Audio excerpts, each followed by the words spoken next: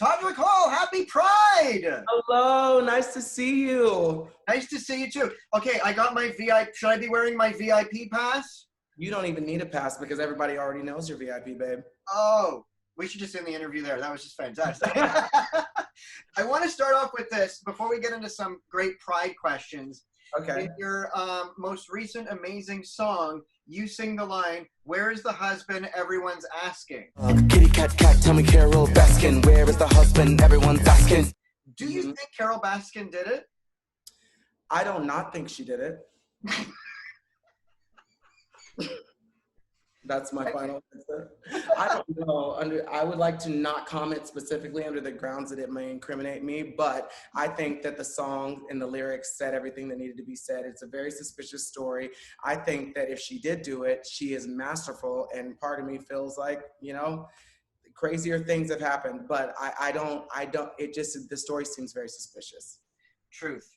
Okay, when I say Black gay in America, what does that mean to you today? It means progress in some ways. It means more representation, more visibility, but it also means misunderstood. I think that misunderstood is the first thing that comes to mind. Like, it is a dangerous place for a gay Black man, especially a part of the queer community just in general. If you are an African-American trans woman, it is a very dangerous place for you to be right now. And so in some ways you have to wake up, and if you want to look at it through an optimistic view and see the glass half full, it feels like it is becoming more and more safe with representation like Karamo and RuPaul and movies like Moonlight, and also Billy Porter slaying the game in the runways and the Emmy Award shows the way he is. But on that same token, every night that someone is getting a step forward, we're taking a step backwards, because our people are being killed and our people are being beat up, and hate crimes are still a thing. Even though right now we're fighting for bigger issues, there are people who are still becoming victims of hate crimes every day. So that's the world that we live in, and I choose to try to be optimistic as much as I possibly can be about it. Every year people ask the question, what does Pride mean to you? Has that changed for you this year, what Pride means to you? I don't think that it's changed for me this year. I think that Pride has always been being able to live your true authentic self and feeling safe enough to do so. I think you can be really proud, but Pride to me means you're able to go out and feel safe to celebrate who you are and where you've come from. And that's really important. And to me, that is the true definition of Pride. When you look back at 2020, are you going to say, oh my God, that was such a crappy year? Or are you going to say, wow, we did so much learning and we did so much in 2020? I think it's a mixture of both, just like the last question that you asked. I think that 2020 is one of those years, sometimes because my life is so jam-packed with so many things, people ask questions about things that have happened, and I'm like, honestly, it could have been 2016, could have been 2018. I'm definitely going to remember what I was doing in 2020. I'm not going to be confused about what happened this year. And it was a really scary thing, because as a performer, a lot of our career and our financial gains come from being able to perform live. Most recording artists make money off of live shows and endorsement deals. And because of COVID and because of the pandemic and quarantine, we've all been forced to become creative. But it has also made me just proud to be a human being, because I think that there's a world where Pride could have not happened, and so many things could have not happened, but people have found ways to be charitable. People have found ways to keep entertainment going. People have found ways to be creative. People have found talents and gifts in themselves that they didn't know existed before. And I've heard a lot of stories about families saying that they haven't eaten together as a family in 5 or 6 years, and now they are. People reconnecting with friendships and past loved ones, people that were ex-best friends. And I feel like it's given people a chance to realize that we as human beings are not indestructible, and things that we took for granted are actually luxuries, and they're actually privileges that we all as American citizens get to experience, or just citizens of the world. We would normally be able to go out and do what we want to. And now it has just made you so appreciative of being able to go to a restaurant and sit down, or go to Disneyland, or go see a musical, which is my favorite thing to do in my free time. So I have felt very optimistic about this situation as well. I've taken this time to really do a lot of self-reflecting, be a normal human being, be able to like spend time and connect with my friends, and also be able to work on art that I've been wanting to work on for a long time. Do you think that it's a great thing that the pride parades around the world have been canceled this year, so we can take a step back and remember what pride is, how it was created? Do you think it's a good idea?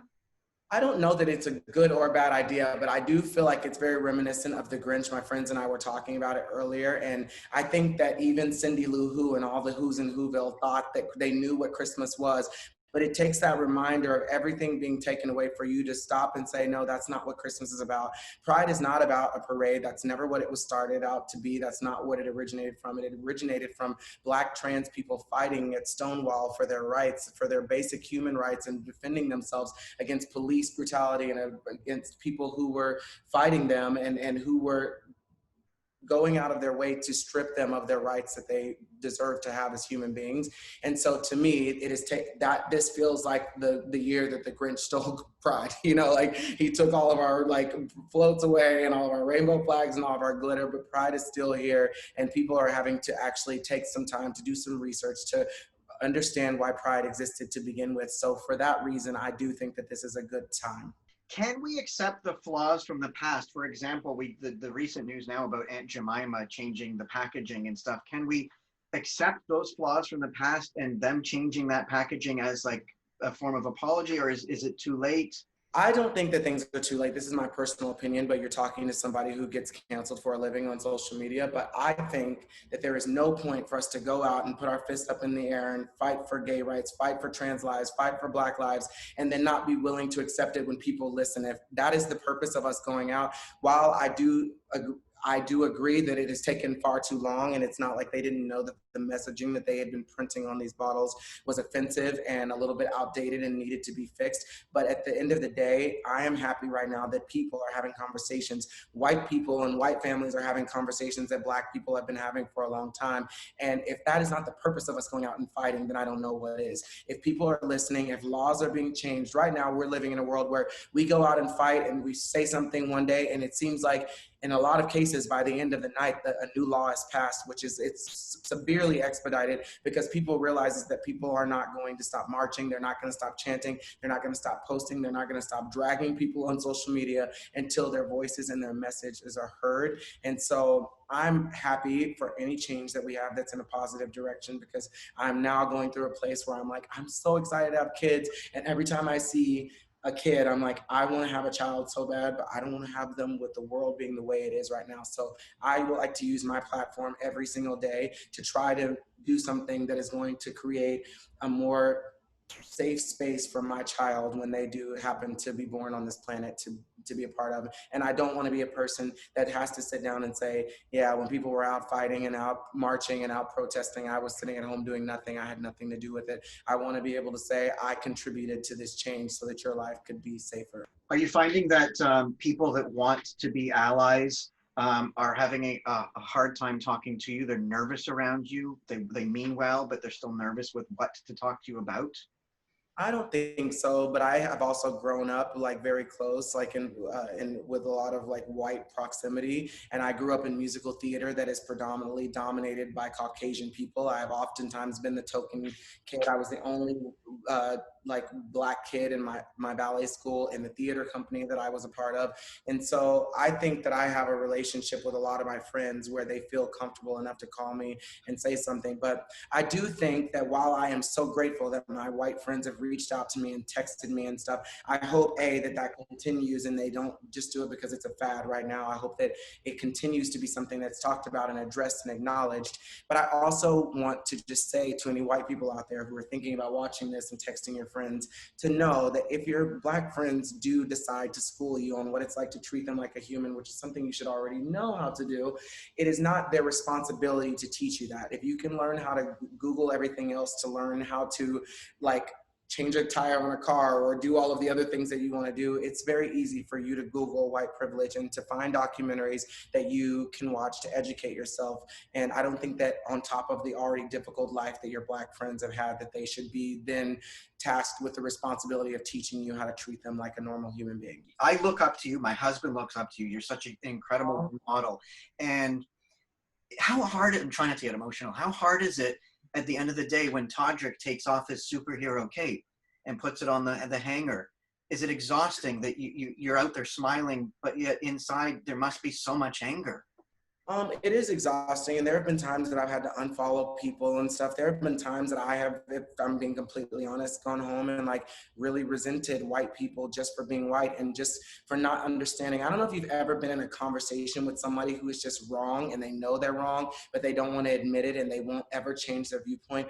That's how sometimes it feels when people are coming up giving me advice on what they think that I should do or how they think I should run my business or how they, whatever. Like it's really complicated to explain to somebody what the experience is of being a Black gay man who is trying to carve a path for themselves in this industry where notoriously and historically there have not been gay men put on platforms to do the things that I am currently doing right now.